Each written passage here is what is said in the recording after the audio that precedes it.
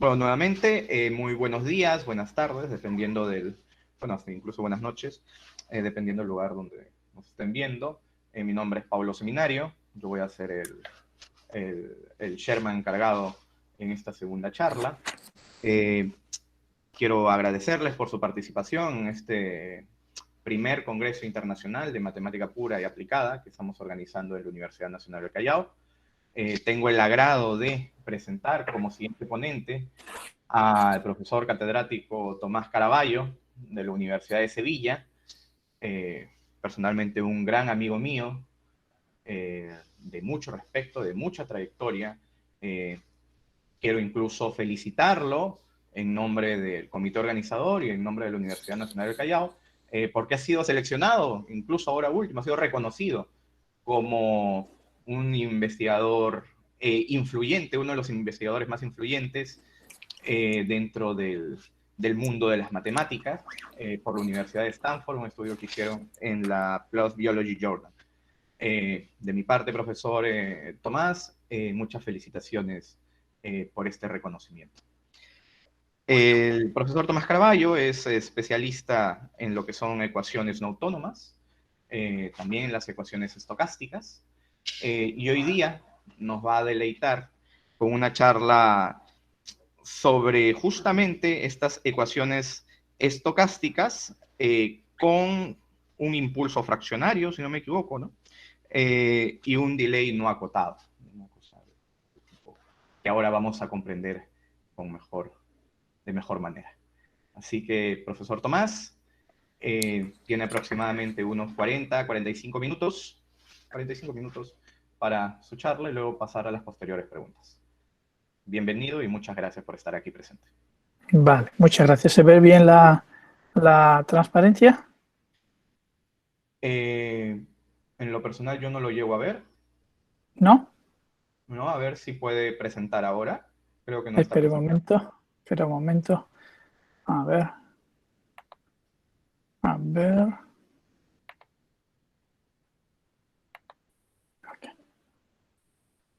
Ok.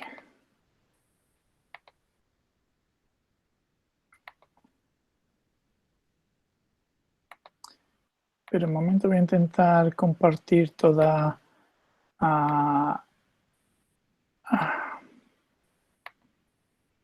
Ahí creo que ya está sí, no, cargando. espera un momento. Aquí. ¿Y ahora? Ahora sí se ve, profesor. ¿Se ve toda la pantalla? Así es. Vale. Perfecto. Bueno, pues buenas tardes desde España. Buenos días ahí en Perú. Casi buenas tardes ya también en Brasil. No sé qué más sitios tenemos conexiones. Bueno, muchísimas gracias a Paulo por la entrañable invitación a dar una charla en este primer congreso que organiza en Callao. Para mí un honor, obviamente, poder estar aquí como conferenciante. Y bueno, muchas gracias por la información sobre el reconocimiento como matemático influyente. Bueno, no sé si bien influyente o mal influyente, pero te agradezco mucho el reconocimiento y que, bueno, me acabo de enterar. O sea que está bien. Muchas gracias por todo. Bueno, y sí, confirmar que nos conocemos, que te he tenido aquí en Sevilla y que no solo somos compañeros, sino amigos, con lo cual es un doble motivo de satisfacción poder estar aquí impartiendo esta charla. ¿De acuerdo? Así que muchas gracias. Espero que, bueno, que la charla es técnica, pero trataré de minimizar al máximo para que, en fin, las cosas, conceptos fundamentales queden y todo llegue a un punto de buen entendimiento. Para los detalles, pues estarán los artículos en los que me baso para esta charla, ¿vale? Bueno, pues sí, voy a tratar de contar unos recientes resultados obtenidos en colaboración con una colega y compañera de la Universidad Xi'an Jiaotong University de China y con la que he estado trabajando y ahora seguimos aquí, está visitándome en Sevilla durante 1 año y medio. Y bueno, pues el título de la charla trata sobre existencia, unicidad y comportamiento asintótico de ecuaciones diferenciales estocásticas impulsivas fraccionarias con retardo no acotado. Está basada fundamentalmente en los 2 artículos que aparece a pie de página. Uno ha aparecido en Discrete and Continuous Dynamical System Serie B el año pasado y también en Communication Nonlinear Science Numerical Simulation el mismo año. Como todos sabemos y es bien reconocido, el mundo en el que vivimos es un mundo que en absoluto es determinista, ¿no? Sino que es un mundo que está influido por efectos aleatorios, por el azar, por términos estocásticos. Y entonces cuando uno considera un proceso, digamos, un modelo matemático para explicar cuál es el comportamiento de un determinado fenómeno, si uno considera un modelo determinista como este, en el que se estudia la evolución de una determinada magnitud U, que sigue regida por un vector campo vectorial FU, que puede ser una ecuación diferencial estocástica, ordinaria, o una ecuación en derivadas paralelas. Bueno, pues en realidad el considerar esta ecuación es una, digamos, aproximación simplista de lo que el verdadero modelo contiene, porque el verdadero modelo contiene cierta dependencia temporal, obviamente, porque fenómenos autónomos los existen, pero el tiempo influye en muchísimos de ellos, y también debe de aparecer alguna perturbación aleatoria o estocástica que vamos a llamar ruido. Noise aparece en la transparencia en inglés. Bien, entonces, ante esta situación, nuestro modelo verdadero y real se regiría por esta ecuación. Sin embargo, en muchos fenómenos uno estudia en primer lugar, o se ha estudiado ya, los fenómenos autónomos, ¿no?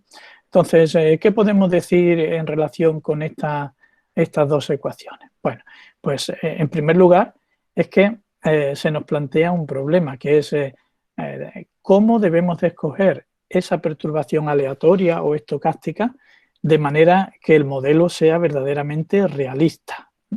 Es decir, el representar un ruido, eso está abierto a muchas posibilidades. Hay muchos tipos de procesos que se utilizan como ruidos en modelos matemáticos y entonces hay que escoger bien cuál es el ruido. Luego, además, el ruido en sí mismo admite varias interpretaciones a la hora de poder trabajar con la ecuación. Es decir, uno puede darle interpretaciones de distinto tipo a la hora de integrar esa ecuación y puede aparecer ruidos que se interpretan en el sentido de Ito o ruidos en el sentido de Stratonovich, etcétera, con lo cual ahí el abanico es amplio. Después, como veis, yo lo he puesto aquí como un término adicional a la ecuación. Entonces, la cuestión es, ¿debe aparecer el ruido como un término de perturbación o también pueden aparecer fluctuaciones aleatorias en los coeficientes de la parte, digamos, principal de la ecuación? Pues eso es otra cosa que los que realizan los modelos, los físicos, los biólogos, etcétera, tienen que dar respuestas. Nosotros somos matemáticos y analizamos todos los modelos y vemos qué posibilidades hay. Otra cuestión que hay que tener en cuenta también es que muchas veces la derivada, digamos, entera, la derivada ordinaria, no cubre con total satisfacción lo que en la realidad está ocurriendo. Por ejemplo, hay fenómenos de difusión anómala, hay problemas en circuitos eléctricos, problemas en biología, etcétera, en los que aparece una, digamos, una difusión anómala y por tanto la derivada ordinaria no es la derivada que cubre esos modelos con total garantía. Por lo cual parece en muchos casos recomendable considerar algún tipo de derivada fraccionaria, lo mismo que en los términos con ruido también se pueden considerar los que ahora se están estudiando más, que son los ruidos fraccionarios. Otro aspecto que podemos tener también en cuenta es que, bueno, en muchos fenómenos aparecen como unos impulsos o unos efectos de impulsos en el comportamiento y la evolución del sistema. Es decir, si estamos, por ejemplo, administrando un medicamento a una persona enferma y se está estudiando cómo evoluciona el fluido interno en alguno de sus parámetros, en ciertos momentos administramos ese medicamento y eso hace que haya un mayor aporte de esa cantidad que se está examinando y por tanto hay como unos saltos, unos impulsos en el comportamiento de la cantidad que se está estudiando. Esos son los impulsos que también se pueden tener en cuenta. Y obviamente, ni que decir tiene que siempre en lo que vamos a estudiar cómo evoluciona en el futuro, no solo lo que ocurre en el presente, en el momento presente, determina lo que va a ocurrir, sino que también el pasado, es decir, todo lo que le ha ocurrido al fenómeno, eso también tiene influencia en el futuro. Por tanto, sería conveniente también disponer en el modelo de algunos términos que proporcionaran información sobre la memoria del fenómeno y esos términos suelen ser llamados de retardo, delay. Entonces, a estos problemas pues, aparecen en problemas de materiales con memoria, en problemas de control, obviamente, para construir controles feedback, siempre hay que recurrir a lo que ha ocurrido en un intervalo de tiempo anterior o en toda la historia. Bueno, pues entonces, teniendo en cuenta todas estas circunstancias que uno puede tener a mano para tratar de construir un modelo que describa ciertos fenómenos, pues en fin, uno puede ponerlo todo en un vaso de esto para realizar un cóctel, lo mueve un poquito, lo lanzamos y bueno, pues obtenemos un modelo que es el que yo voy a tratar de estudiar aquí durante esta charla y proporcionaros alguna información. ¿Vale? Bueno, el modelo que voy a considerar es un modelo que tiene aquí una derivada fraccionaria, que ahora hablaremos unas palabras de ella, de un cierto fenómeno, una magnitud que estamos estudiando, x de t, y aparece un término lineal. En principio, el A va a ser un operador que genera un semigrupo, pero en este caso, más apropiadamente va a generar no un semigrupo, sino una familia de operadores que van a ser fraccionarios y que cumplen propiedades parecidas a las de los semigrupos de clase C0 o fuertemente continuos, los clases C0, pero que no son semigrupos en general. ¿De acuerdo? Entonces, estos van a ser una familia de operadores que cumplen ciertas propiedades parecidas a las de clase C0, pero no son un semigrupo. Y luego tendremos dos términos, F y G, uno que contiene aquí retardo, aunque aquí no se ve, ahora explicaré por qué está el retardo aquí incluido, y luego dos términos con ruido. Uno va a ser el término, digamos, ruido más ordinario, que es un proceso browniano, o un movimiento browniano, y este va a ser un movimiento browniano fraccionario. ¿De acuerdo? Bien, el índice aquí para la derivada fraccionaria que vamos a considerar es una derivada, la que vamos a considerar derivada de tipo Caputo, aunque existen otros tipos, ahora comentaré brevemente, pero nosotros vamos a usar la de Caputo por una razón que os contaré más adelante. Y bueno, pues tenemos nuestra ecuación que ha de satisfacerse en algún sentido, que ahora explicaré. ¿Vale? En principio, aquí el operador A puede ser un operador en derivadas parciales, ¿de acuerdo? F también puede tener derivadas parciales y G, con lo cual esto en principio incluye hasta una ecuación en derivadas parciales estocásticas, pero también incluye las ordinarias, obviamente. Alguna cuestión más es que, bueno, los impulsos que se sufren aquí, este delta no es el laplaciano, este no es el laplaciano, es el que denota el incremento de la solución en los instantes donde sufren los impulsos, pues es la diferencia entre el límite de la solución por la derecha y por la izquierda.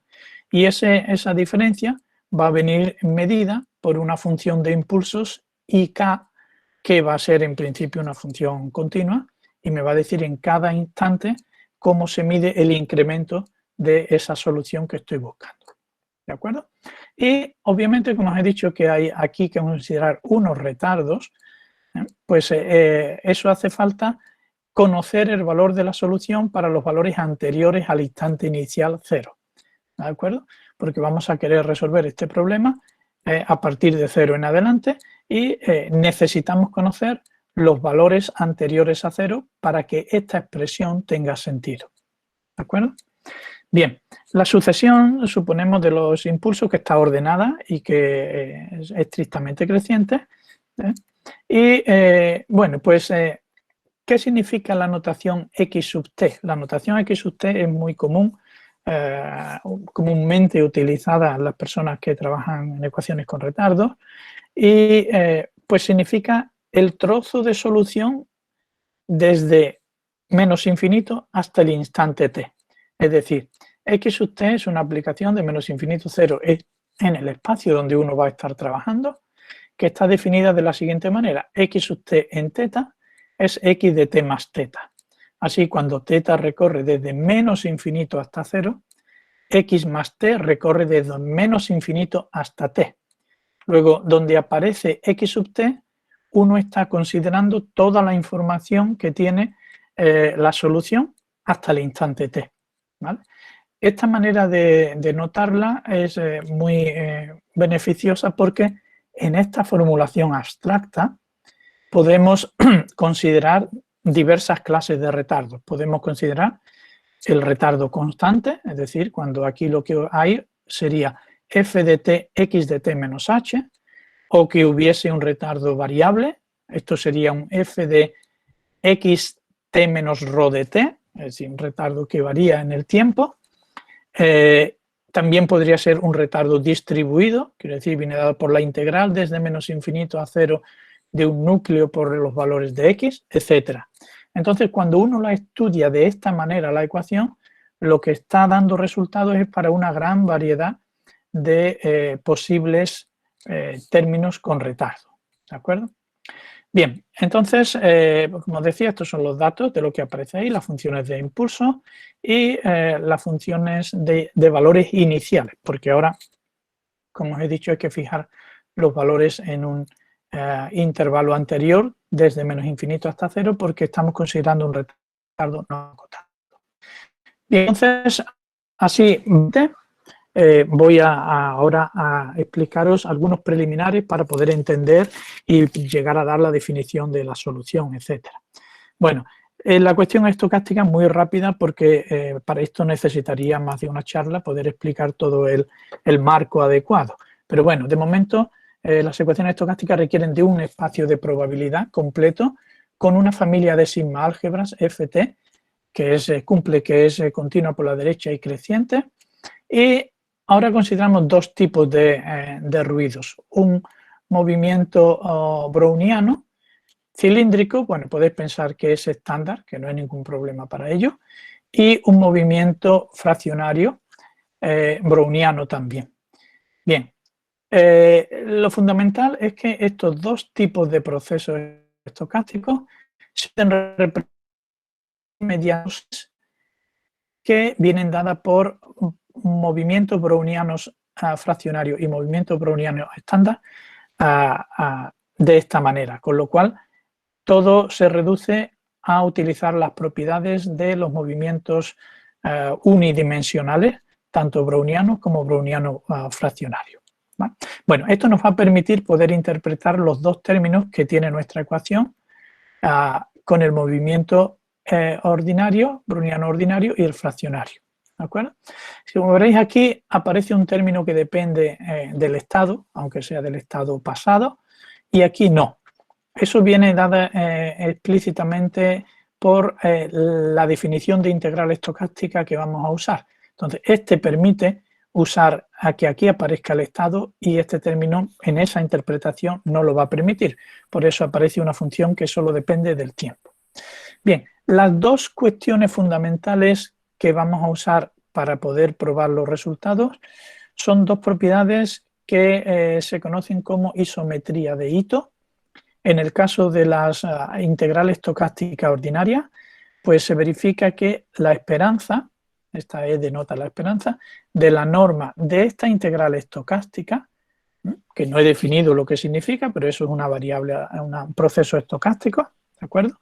Pero os creéis que esto está bien definido y que su norma, cuando uno calcula la media cuadrática, se puede acotar por la traza del operador que me da Hilbert-Smith para poder tener esta familia de operadores bien definida, y la media cuadrática del proceso psi-ds. ¿Vale? Esta es una desigualdad fundamental para poder hacer las demostraciones, y en el caso de los movimientos brownianos fraccionarios, pues se verifica una similar, pero en este caso no tenemos un proceso, aquí tenemos una función, ¿de acuerdo? Aquí el psi es un proceso, mientras que aquí es una función.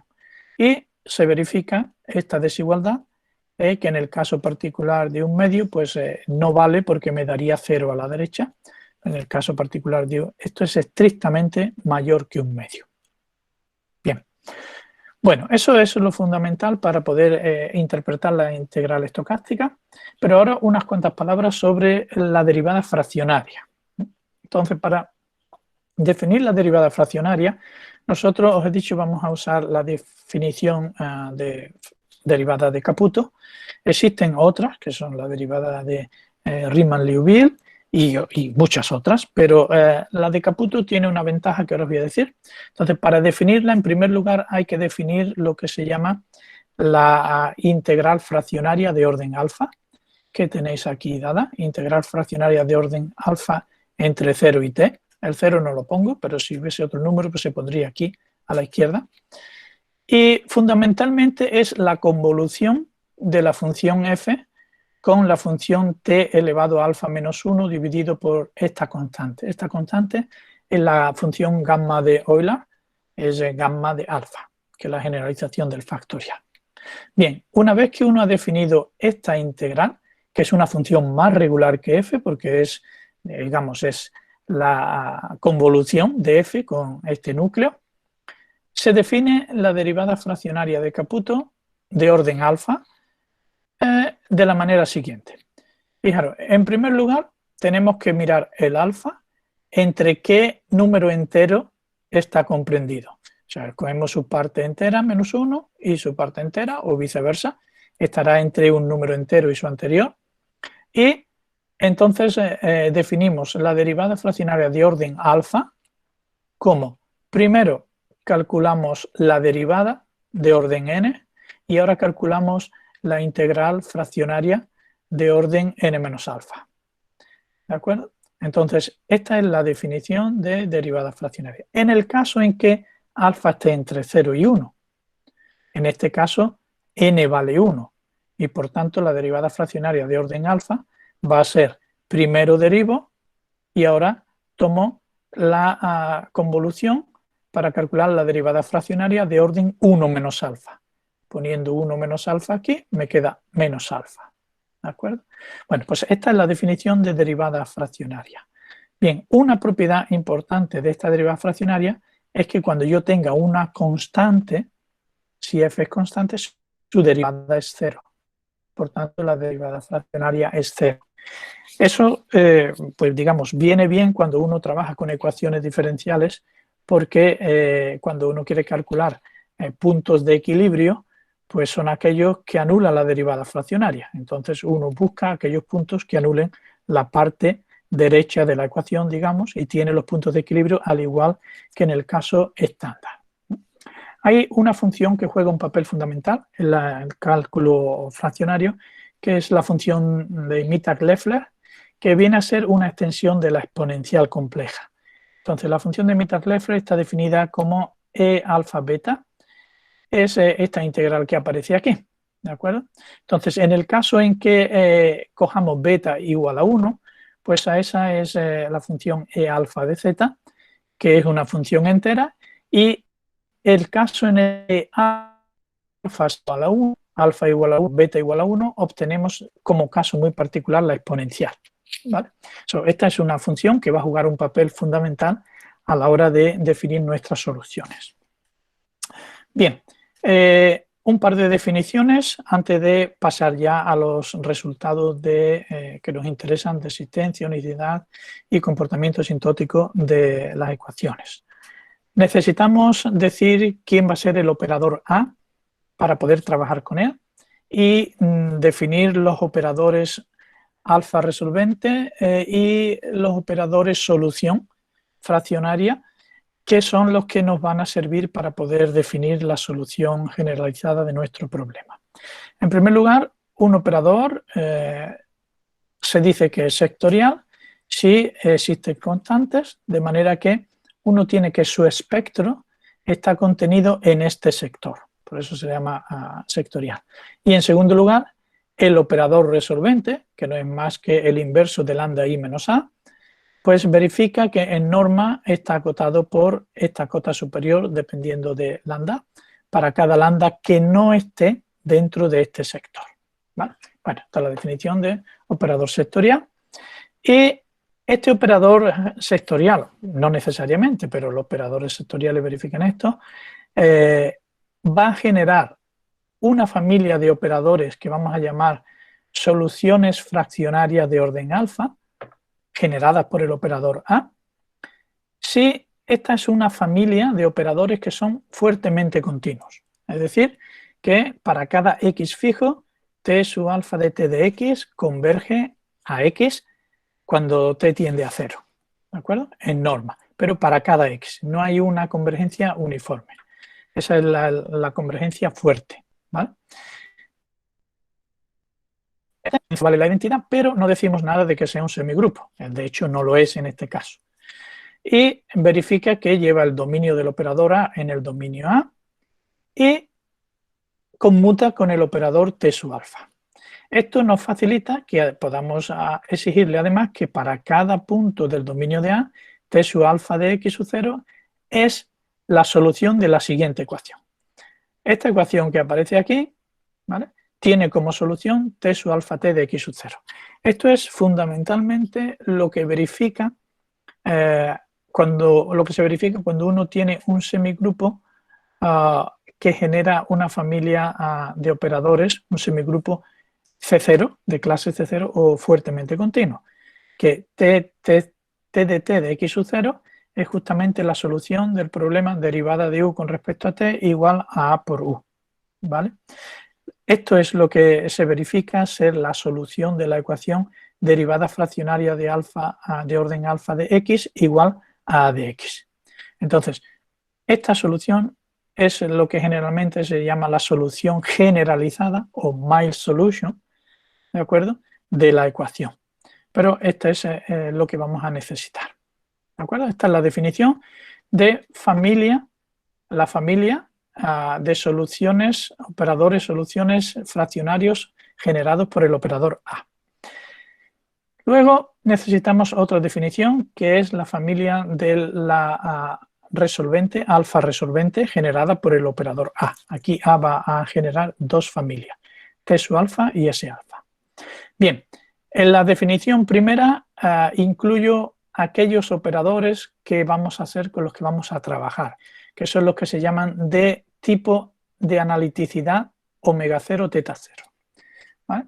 Estos van a ser un operador T alfa, se llama analítico, si admite una extensión analítica a un sector de esta forma, y un operador analítico se dice que es de tipo omega 0 teta 0, si para cada teta menor que teta 0 y omega mayor que omega 0 yo puedo encontrar esta estimación exponencial que verifica esa familia de operadores, ¿de acuerdo? Entonces, de ahora en adelante, nosotros vamos a trabajar con este tipo de operadores A que generan soluciones, operadores solución analíticos de tipo omega 0 teta 0.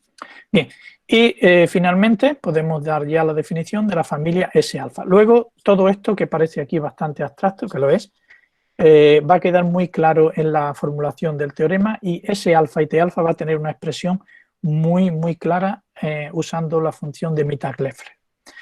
Bien, pues un operador cerrado con dominio y rho de A va a denotar su resolvente. Decimos que genera una familia alfa resolvente si existe un omega y una función fuertemente continua, es una familia, es una función, no es un semigrupo, S alfa, tal que los lambda alfa están incluidos en la resolvente y la resolvente del lambda alfa viene dada justamente por la transformada de Laplace del operador S alfa de t. Esta es justamente la expresión de la transformada de Laplace.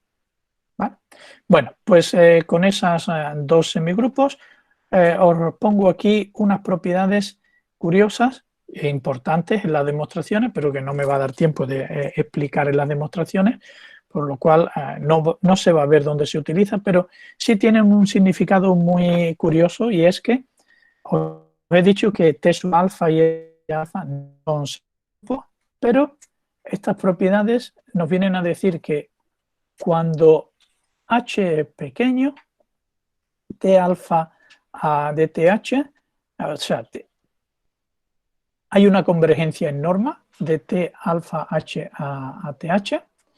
Si el compacto, el operador S alfa y T alfa son compactos, entonces no solo hay convergencia fuerte, sino que hay convergencia en norma. Y en segundo lugar, que T alfa TH, T alfa H, T alfa T son casi iguales cuando H tiende a cero. Es decir, T alfa no es un semigrupo, pero para valores pequeños de H, T más H se comporta como si fuese un grupo, un semigrupo. ¿Vale? La composición es como la trasladada. Para la S pasa lo mismo, a derecha y a izquierda. ¿De acuerdo? Pero para eso se requiere que T alfa y S alfa sean compactos. Y esta condición, que S alfa sea compacto, en muchos ejemplos es difícil de computar y de asegurar. Sin embargo, que T alfa lo sea, basta con que A genere un semigrupo analítico, A sea un operador analítico y genere un semigrupo de clase 0 analítico. Eso garantiza que este sea compacto. ¿De acuerdo? Analítico y compacto, entonces este es compacto también. Bien, el espacio en el que vamos a plantear nuestro problema, como vamos a tener impulso, pues va a ser un espacio en el que van a estar procesos que son continuos, excepto en una cantidad de puntos en los que se admiten que hayan saltos y que la solución es continua por la izquierda, es decir, ese elemento aquí va a ser continua por la izquierda. Y la norma que vamos a considerar es esta que aparece aquí, la norma del supremo, pero con un peso e elevado a gamma teta en el espacio en el que estamos trabajando, ¿de acuerdo? Es la norma del supremo, pero con un peso que le añadimos aquí. Bien, este espacio es un espacio de Banach, un espacio completo, y aquí va a ser donde vamos a trabajar. Necesitamos ahora poner las condiciones sobre nuestros operadores. Básicamente, H1 es una condición de Lipschitz, localmente en tiempo, para F y para G, que son las funciones que llevan los retardos. Para la función que va con el ruido fraccionario, pues simplemente una propiedad de integrabilidad para que esa integral esté bien definida. Para las funciones de impulso, pues en primer lugar una sublineal y por otra parte una de carácter lipschitziano global independientemente de los puntos. Es uniforme en K y global.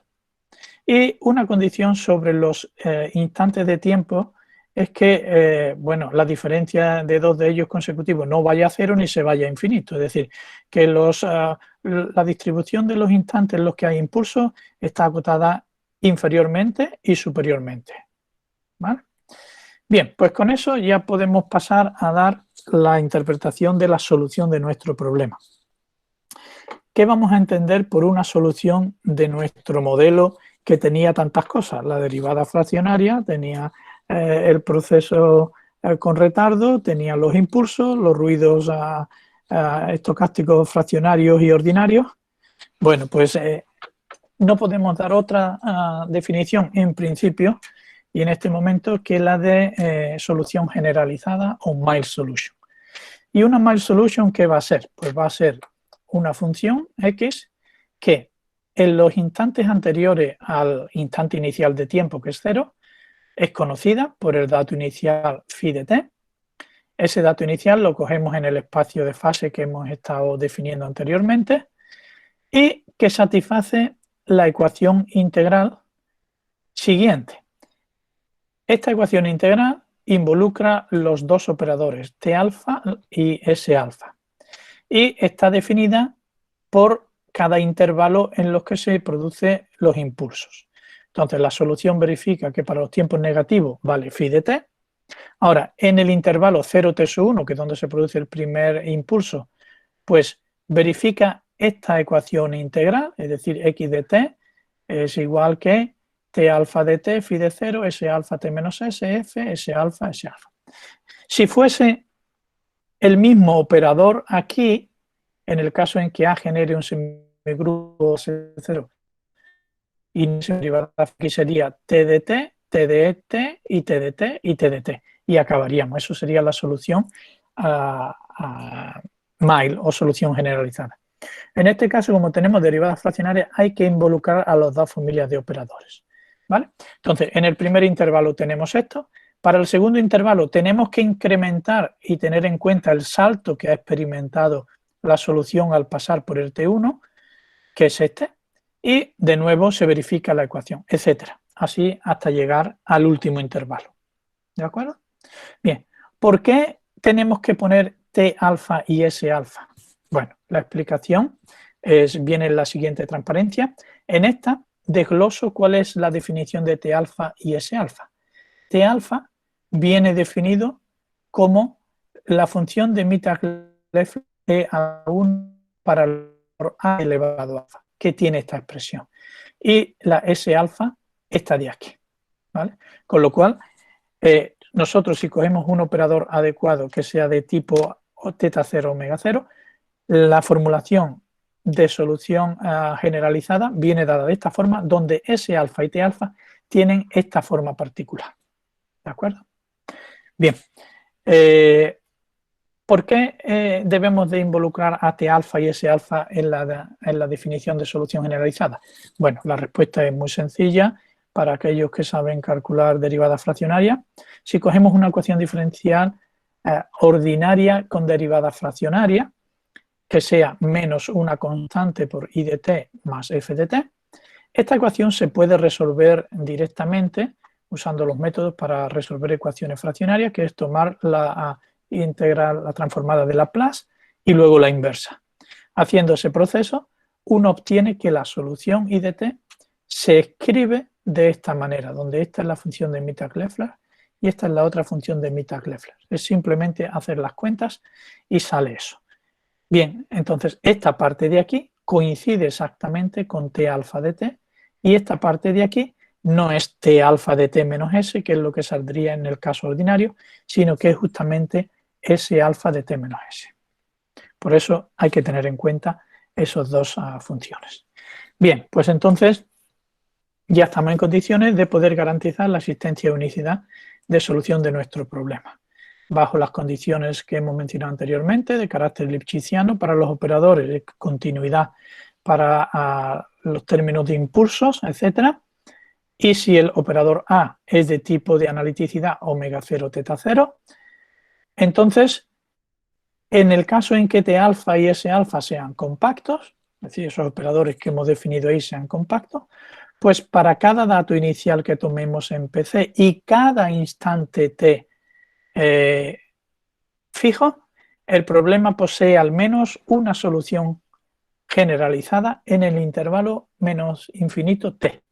Es decir, este es un resultado que nos proporciona soluciones globales en cualquier intervalo de amplitud terminando en T mayúscula, ¿vale? Y no es un resultado que me garantiza solución en un pequeño intervalo, como suelen ser todos los primeros resultados de existencia o unicidad de soluciones locales, ¿vale? Es curioso y merece la pena resaltar que en el caso en que no tengamos impulsos ni ruido fraccionario, un problema similar fue abordado por Lee y Wang en un trabajo aparecido en una Differential Equation, también en 2019, y allí consiguieron probar solamente la existencia de solución bajo estas condiciones en un intervalo de la forma 0b, con lo cual pues uno puede pensar que el hecho de que aparezcan impulsos y ruidos fraccionarios, eso puede hacer que la existencia global en tiempo suceda y por tanto hay un efecto beneficioso para el proceso. ¿De acuerdo? Bien, la idea de la demostración es simple, pero no me voy a detener, si no, no puedo hablar mucho más. Es simplemente llevar a cabo un proceso iterativo de picar, en el cual se escogen datos iniciales en un espacio conveniente y se demuestra que la sucesión generada de manera iterativa pues está bien definida en ese espacio, que es de Cauchy, y que el límite de esa función es solución del problema. Esto, así resumido, lleva una transparencia a hacerlo de una manera efectiva con todas las computaciones, con todos los cálculos que hay que hacer para poder demostrar cada paso y en cada intervalo de impulsos. Eso pues requiere bastante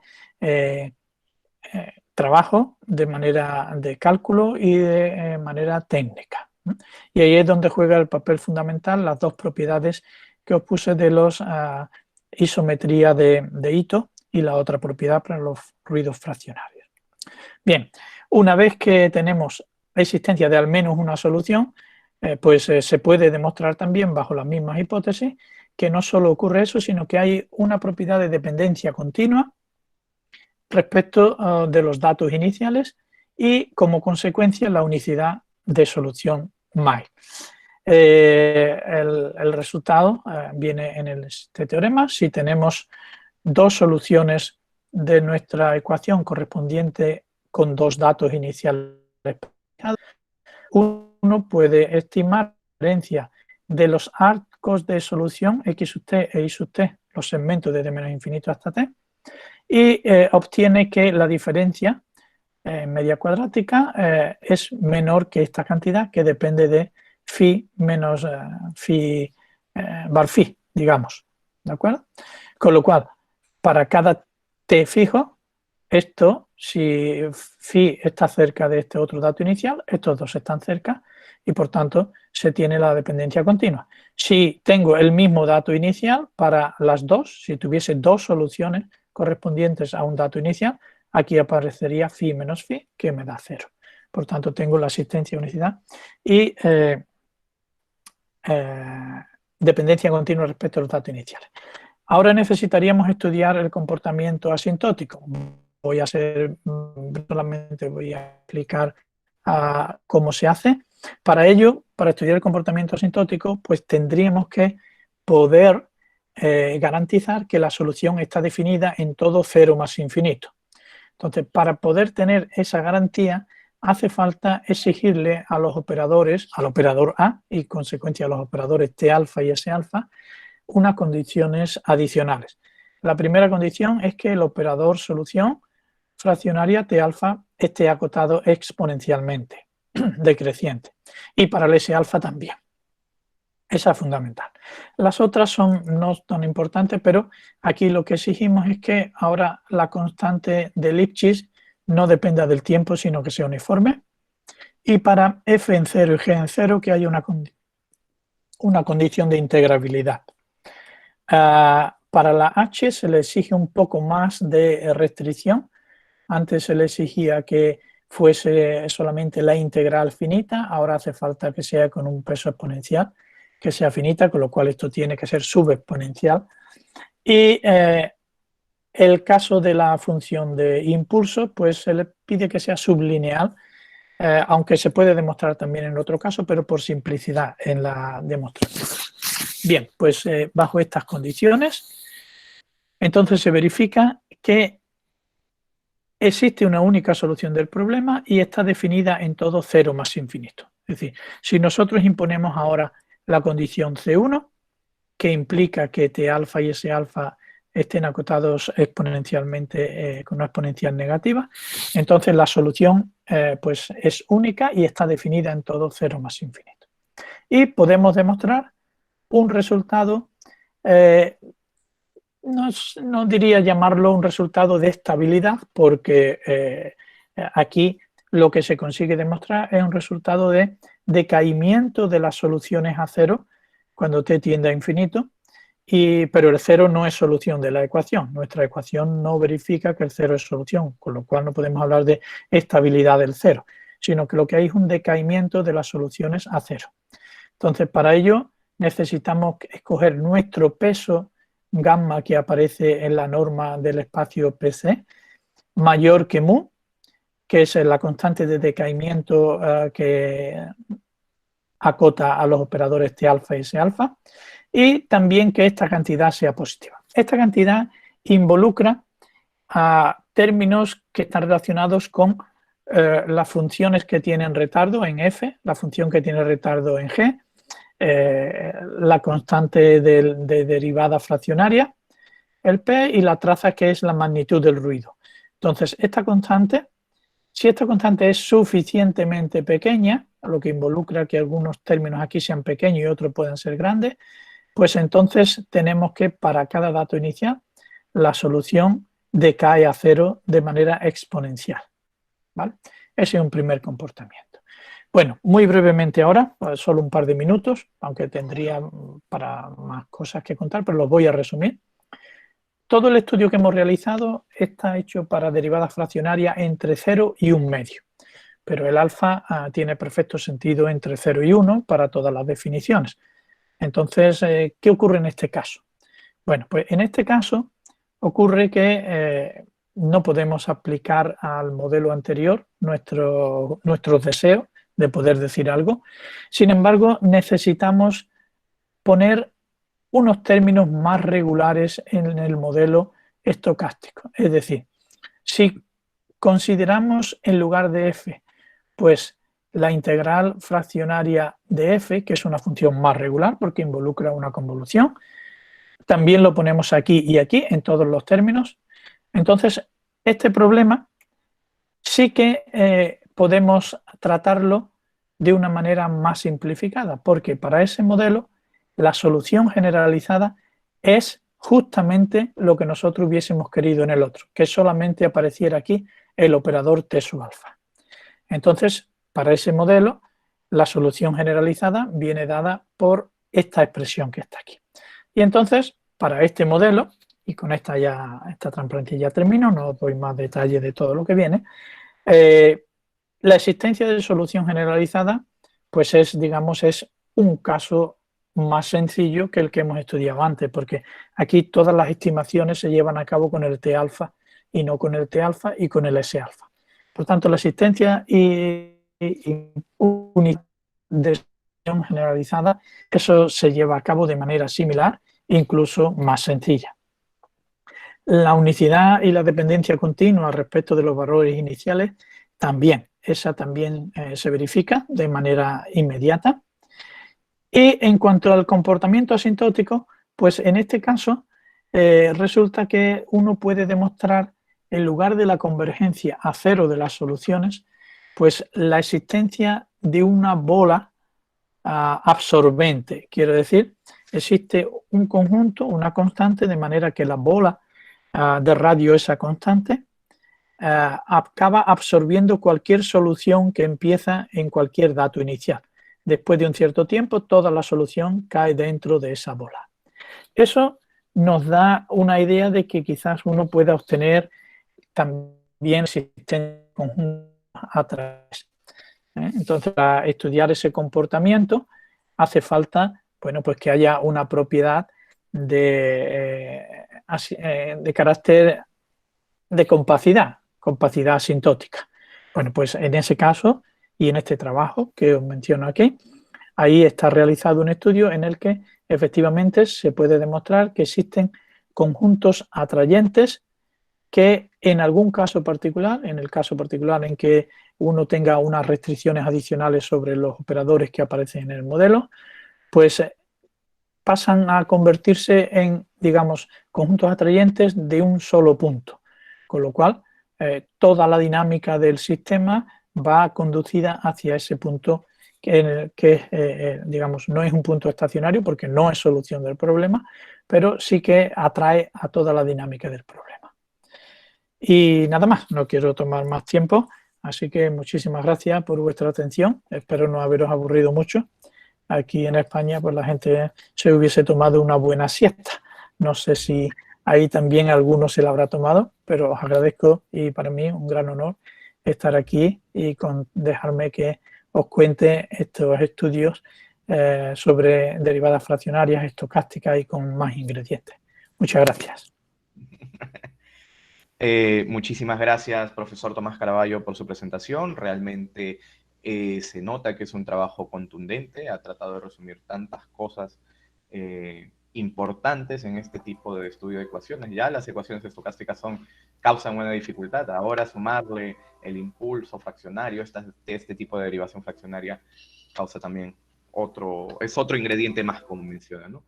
De parte del comité organizador, de parte de la Facultad de Ciencias Naturales y Matemáticas de la Universidad Nacional del Callao, le agradecemos su presencia en este congreso y le agradecemos con unas fuertes palmas de parte de todos los asistentes, por favor. Muy bien, muchas gracias. Gracias.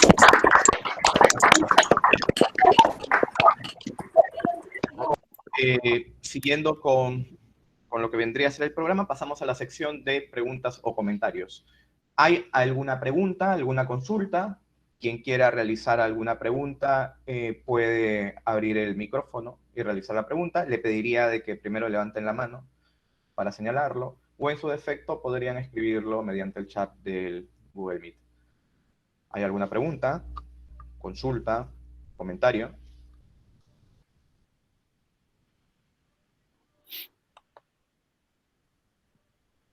Profesor, hay una mano levantada.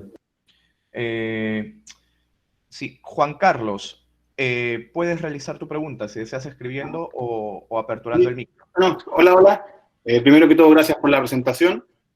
Quería consultar la derivada de Caputo cuando alfa está entre 0 y 1, tiene una singularidad en el 0. ¿Cómo afecta, cómo se controla esa singularidad y cómo después se pega con los retardos que también son complicados justo en tiempo igual 0? Bueno, no hay ningún problema. Quiero decir, a la hora de resolver, simplemente el teorema punto fijo, escogiendo bien el espacio de valores iniciales, no ofrece ningún lugar a duda a la hora de resolverla, ¿vale? No hay ningún problema, porque aquí fundamentalmente uno está tratando implícitamente con ecuaciones derivadas parciales, ¿vale? Y la formulación que se considera no ofrece ningún problema. Ok, gracias. Nada. Muy bien. ¿Hay alguna otra consulta? ¿Algún otro comentario?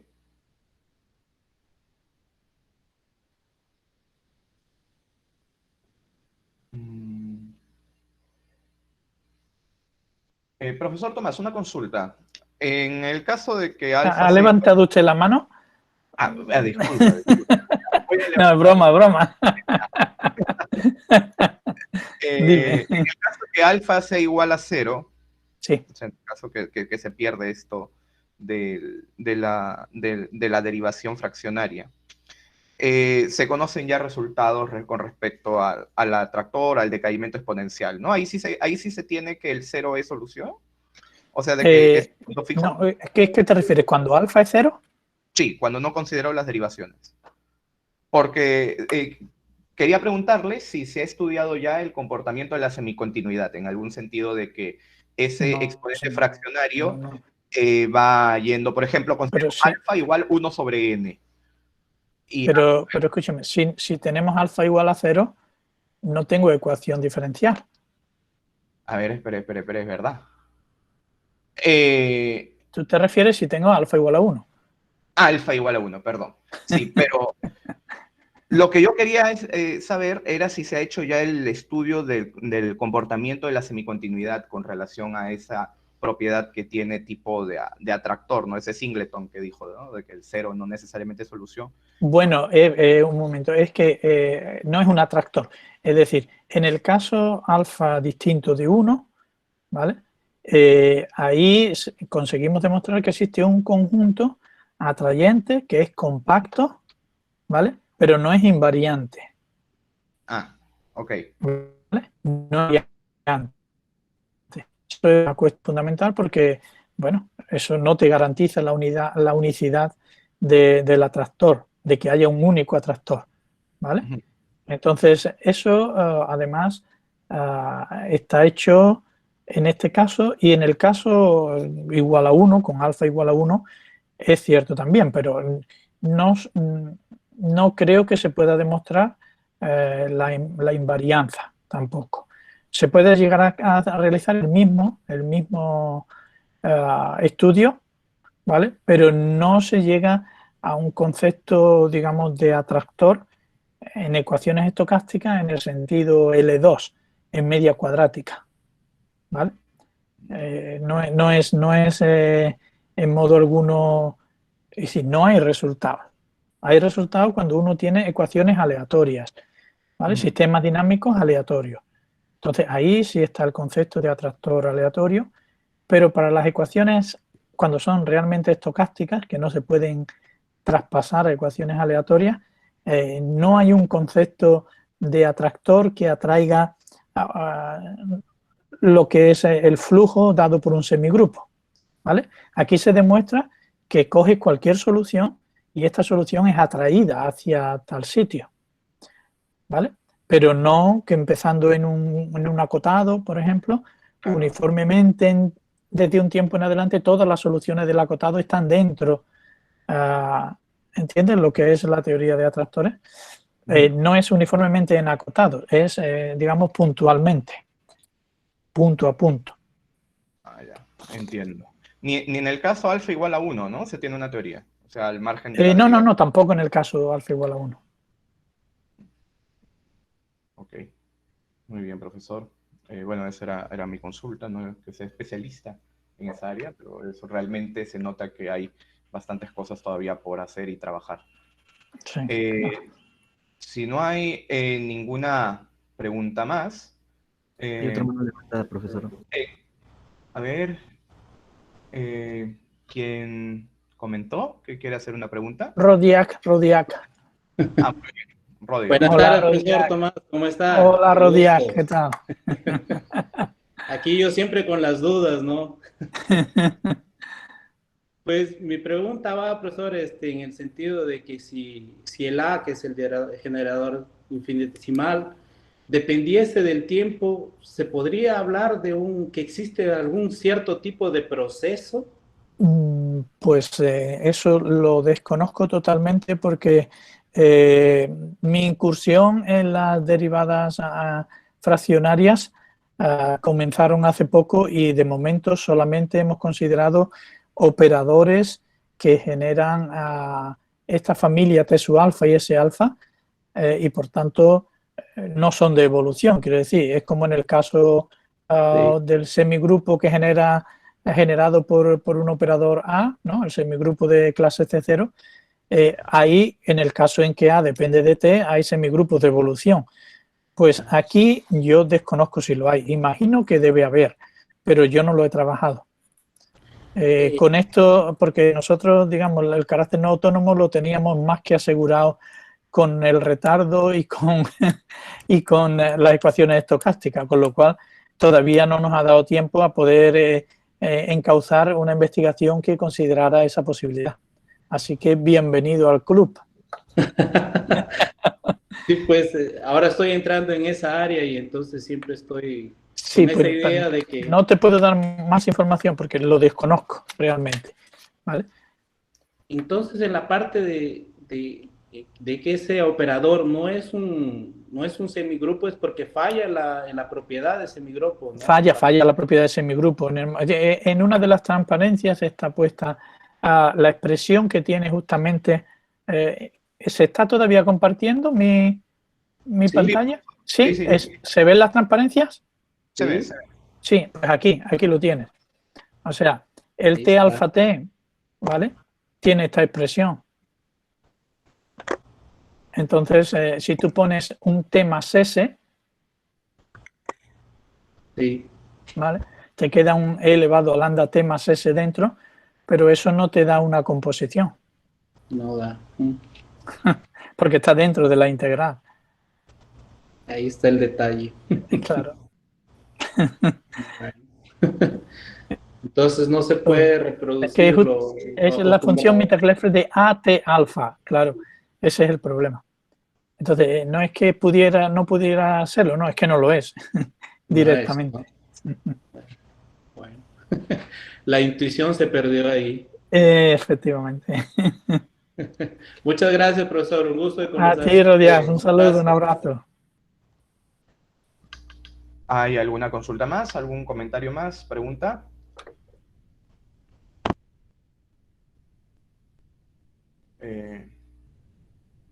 Bueno, creo que no hay ningún comentario más, ninguna pregunta más.